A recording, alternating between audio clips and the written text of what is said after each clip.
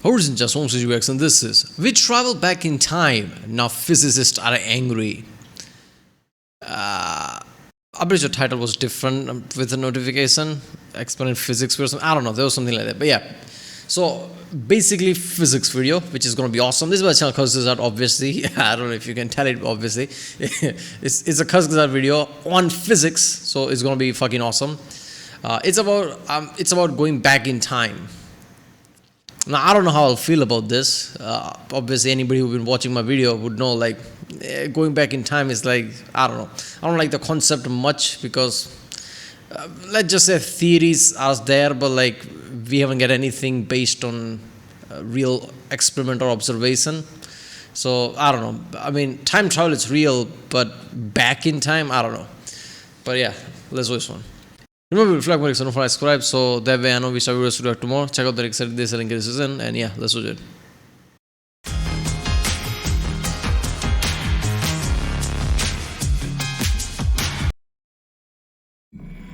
You're going forward through time 1 second every second. Congratulations, you're a time traveller.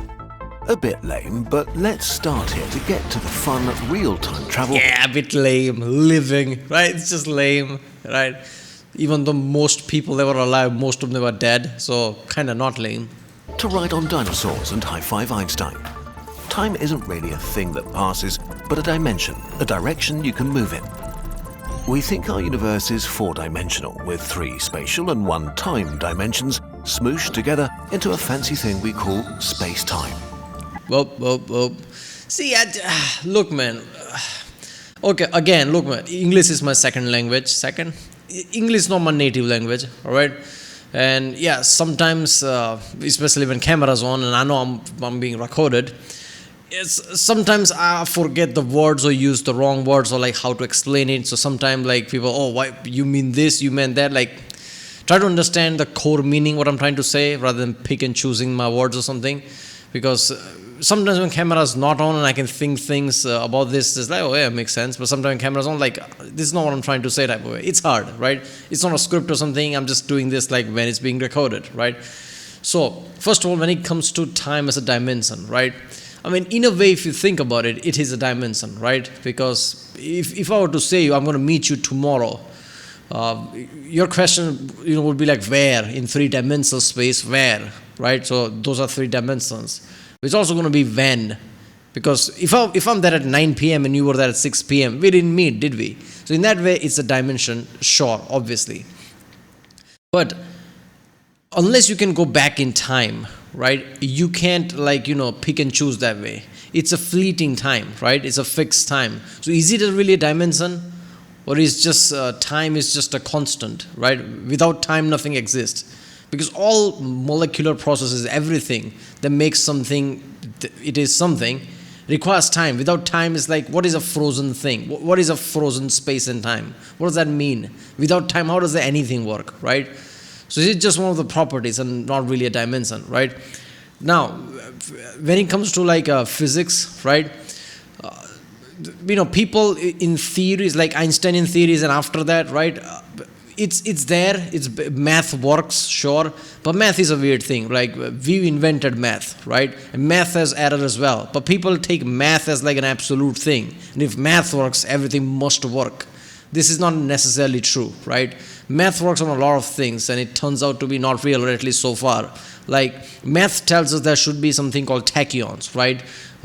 We should be able to send messages in like back in time and shit like that. We haven't observed anything like tachyons, right?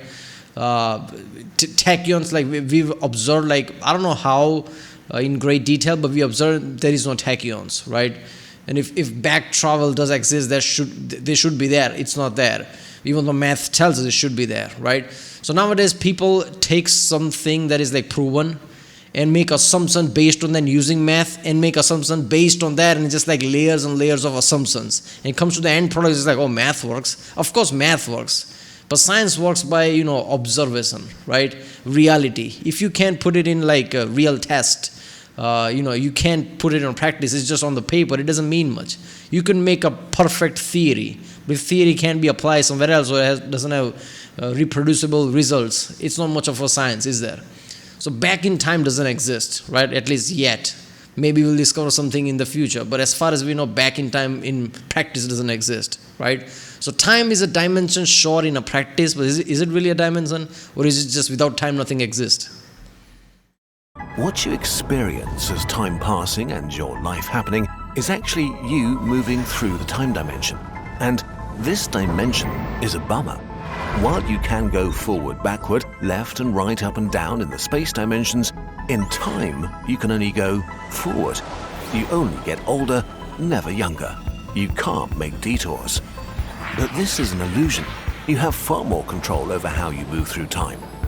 To explain how this actually works, without making a maths video, we have to make a lot of physicists grumpy, so please keep in mind that we're simplifying and lying a bit. Okay, so there's a very strange rule. Everything in our universe moves at the speed of light through four-dimensional space-time. Your speed through space-time is the sum of your separate speeds through time and space. It's impossible for you to stay still. Even if you're not moving through space dimensions, you're moving through the time dimension, blasting face first into the future. You can slow down in the time dimension by moving faster through the space dimensions, but in total, you will always move at the speed of light through space-time. If you could somehow truly stand still in space, you'd still move through time at the speed of light, and the other way round. Photons, light particles, move at the speed of light through space. They don't experience any time passing because their speed... Yeah, that's what I'm about to say. Slow time, not really. You slow time for yourself. For you, it slows time. Everybody else, it doesn't slow, right? The speed of light is still speed of light, right? But for the particle, it's like for the photon, there is no time. in that time dimension is 0. In the time dimension, they're frozen in place. If you see light on Earth, from the photon's perspective, it was just on the surface of the sun and then suddenly crashed into your eye with nothing happening in between. Remember, we're telling a science story here. In real life, things are more complicated. For one, it's impossible to truly stand still relative to space itself. You can see, I'm pausing too much, but making physicists angry is impossible job, because even Einstein, when he was coming up with all this quantum things and all that, he's like, oh, that can't be true. Even he was in if you read his writing and what statements he made, oh, that can't possibly be true. So surely there's something wrong there. No, you just discovered something insane. There you go, it's real. Only be standing still relative to other things in space. And you can't really define a reference frame for photons as we just did. For details, check out our sources. But now, back to our story. Okay, so everything in the universe moves at the same breathtaking speed, but this speed is split between space and time, which leads to all sorts of wacky things, and where we can see time travel happen. Real and easy time travel. When a bus drives past you, it's moving a little bit faster through space than you are. So, it moves slower through time than you. Or, how it's usually worded, the bus is moving slower through time relative to you. While this makes things feel like weird physics magic, it's very simple. Move faster through space, go slower in time. Move slower through space, go faster in time. And if you had another person moving way faster or slower than you, both end up traveling different distances in the time dimension. The story that's usually told to demonstrate this is to get twins, force one of them into a rocket against their will, shoot them through space super fast while the other twin chills on Earth. And because one twin moves very fast through space while the other moves slowly on Earth, they move at different speeds through time. When the rocket finally gets home, they're no longer the same age, and the younger space twin is ready to start years of therapy for being abducted by theoretical physicists. This is the twin paradox, and it makes perfect sense within the rules of the universe. If you want to learn more about the paradoxes of time, we made a video about it. But in a nutshell, you're using time dilation, the fact that your position in time is subjective and only true for yourself. With sufficiently fast rockets, you could get as far as you want into the future. Technically, this way you could witness the end of the universe or look at the final thing that will ever happen. We also made videos about that. We should mention that there's another way to jump forward in time. Massive objects bend space-time, causing time to go slower near them. On Earth, the effect is tiny. The gravity of our planet makes time pass 0.00000007% slower. Yeah, so, heavy gravity, right? Also, every molecular process on you and things around you slows down at an equal pace, I guess, because same gravity. So heavy gravity slows down time for whatever is inside it. I'm guessing same thing is with the kinetic energy. The more higher kinetic energy you have, the more faster you go. Processes slow down as well. So you basically age slowly, right? There was some astronaut, I'm pretty sure, right, who has twin here. I'm pretty sure it was just a few years ago, not that long. Who lived on, I think, like International Space Station or something. Came back and like they did like lab tests and things, because gravity difference isn't that much that it's gonna difference like what you can see, but they did some kind of a lab test and realized that there is a real difference between two, like one aged more than the other in small fraction, because again, like gravity difference isn't that big to make into effect. But yeah, so basically same thing of Interstellar, right? Like they were close to the black hole when they went to that planet. When it came back, like most people were dead, some of them were old.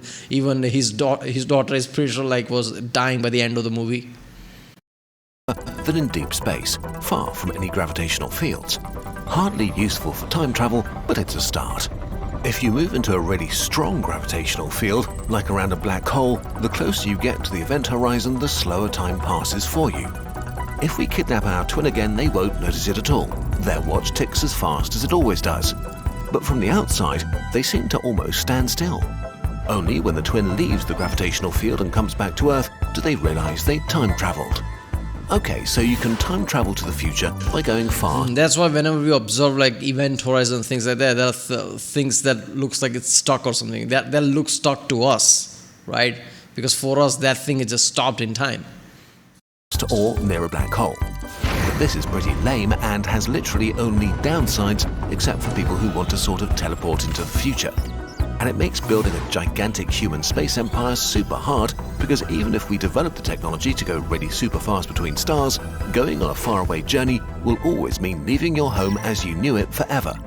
But now that we know all of this, there's actually a way we could use the rules of our universe to travel backwards through time. The past is a faraway land. Let's go there. So you always move through space-time at the speed of light. If you go fast through the space dimension, you slow down in the time dimension. And here we find an actual opening for backwards time travel. The theory of relativity, which may be the most solid scientific theory we know, does not forbid faster than light motion through space. If you move through the space dimension faster than the speed of light, superluminal, you need to move through the time dimension with negative speed. That means you go backwards through time relative to the rest of the universe into the past. Actually, scientists have been looking for superluminal particles and given them a name: tachyons. They could exist and would have wild properties like getting faster when they lose energy and, of course, traveling backwards in time. Finally, real time travel. Just like with photons. Yeah, see, that's the thing. Again, that's my problem. Like mathematics is great, right? But mathematics in a way is kind of linear. If this means this means this, then like in same linear way, this also means this, right? So nothing stops us from going like faster than speed of light. But in order to do that, like time has to be in like negative space. So like if this means this means this type of, that's what's running here, right? And that's where we get tachyons. Again, like I said, there is no tachyons as far as we can see, and there should be tachyons. It shouldn't be that hard to detect, right? Maybe we'll find better means of detecting them, who knows? But so far we've seen like there is no tachyon, right? So again, like I said, I don't know about this, like going back in time, yeah. And overwhelming like majority of physicists are kind of like coming to that conclusion nowadays. If you like read their papers and things, like going back in time, I don't know, like we'll keep our mind open, like, but so far we doesn't look like that type of way, right? That's what the title means. Physicists are going to be angry because of this shit. It isn't really possible to clearly define how time passes for tachyons themselves. It depends on how you move through space-time relative to them. But now, for the first time, some observers could actually see tachyons literally traveling backwards in time, which means they could be used to directly interact with the past. In theory, you could use them to send messages to your past self and change all sorts of things that have already happened. Maybe with some tachyon-powered sci-fi future tech, you could see a star die before it was born, meet your great-grandparents, prevent your past self from making that one dumb mistake, win the lottery, or get eaten by dinosaurs, and create juicy time paradoxes that also kind of break the universe. it doesn't. It's not about breaking. You can't break something that would never work, right? It's like saying you're gonna break, bar of steel with your hand. It's not gonna happen, right? I don't know who said that, but one of the scientists I think said, or some, I don't know who, I think it was I don't remember exactly who it was, but basically said like tachyon means, say you send a message back, right, to somebody who just like slipped on a banana peel and fall. You saw that, you suddenly send them message like you're gonna fall in a banana peel like 2-3 seconds back. They get the message, they pull out their phone, reads the message, and that causes them to fall in the first place, right? So things like that, like in order for you to send a message, something needs to happen.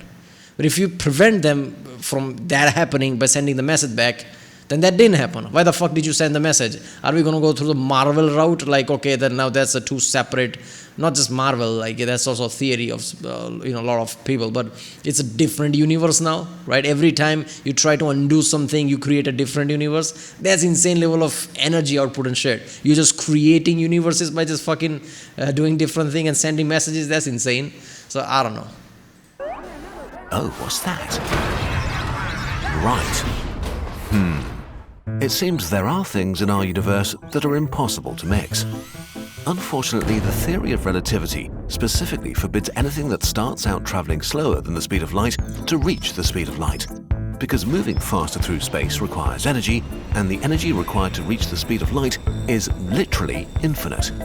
Even if you could gather all the energy of the universe, you couldn't accelerate a grain of sand to the speed of light. You can get as close as you like, but you can never reach it. It is possible to move at the speed of light as photons do, but they always move at the speed of light. If you move superluminally, you will always move superluminally. And I think it's more like a limitation of anything with a mass. If you're a mass, you can't reach that energy point, right? Because you can't have mass and reach that energy point, which gets you to that level of speed. Sadly, so far, we don't have the tiniest bit of evidence that tachyons exist. While they work on paper, most scientists think they're not real. So for now, it seems that time travel into the past is strictly impossible, no matter how hard we try. I mean, the that's past strong. is a faraway land, and while we can look at it in pictures and movies and our memories, it's locked away. Forever out. I mean, no scientist would ever say anything's impossible, really, but it feels one of those things. It's like if you play a video game and play a video game with a console commands, you're kind of breaking the game, right? So if time, if time travel does exist, you can go back in time.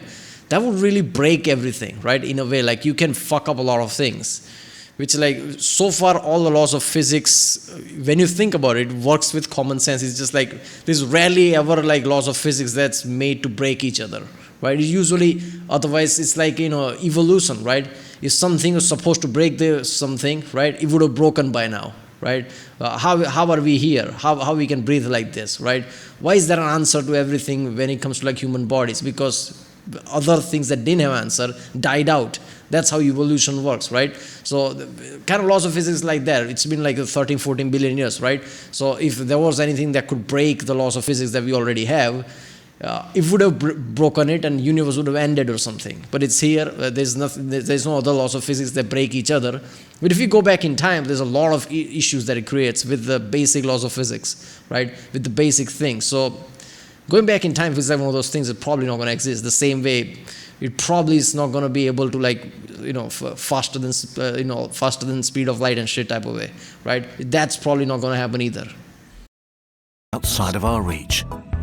While this is sad, it leaves you with the most important time there is. Right now, the moment where you actually exist. And it's the friends we made all along the journey. That's the answer. A future that's yours to forge. If you want, you could even time travel to it. Luckily, shaping the future. Yeah, well, go to brilliant.org/, nurture and support this channel. I like that and things. Basically, the reward was the friends we made all along. Yeah. I want to go back in time, man. I don't like this shit. Right, well, there you go. I kind of, knew this shit was coming. But yeah, this, again, like I said, the biggest, and people get angry in the comments as well when I say this, you don't know shit, you don't know this and that. I understand, but again, like math isn't something absolute, right? Math works very flawlessly. Nothing else is as accurate and strong as maths we have. That's the foundation of science and everything. But even that has a flaw. We created it to understand things, right? So if you imagine something, if you theorize something based on maths, you try to observe something, it works great. You create some other theory based on that math, but you don't have ability to like observe it, and you take that as an assumption, make another theory based on that, create another. So it's just layer of assumptions, right? Very calculated assumptions, but in the end assumptions in a linear way, because math works in that linear way, right? If this means this must mean this. Can we check it? No, we don't have any means to. And people just like put layers and layers on top of it. In the end comes with a certain answer, like, see, math tells us, science tells us it must be true. Not really. In the end of the day, you need to replicate the result. You need to put result out, right? If you can't do that, everything is just like, wishy-washy thing. It's not, So tachyons is one of those things, and the same thing with the, traveling faster than speed of light type of shit. Again, that's just like some of those things that are out there. So I don't know. Not that none of these things can be real. Of course it can be real, but nothing is pointing towards that yet. Who knows? Maybe in the future, some more means of discovering things. Maybe we'll create, some kind of like particle accelerator that is like a orbit of Mars or something with an insane energy output, and we'll discover more shit that will lead to that. But right now, no. Right, well, we travel back in time. Now physicists are angry by Kurzgesagt in a nutshell. If you like my next one, subscribe, and I'll see you next time.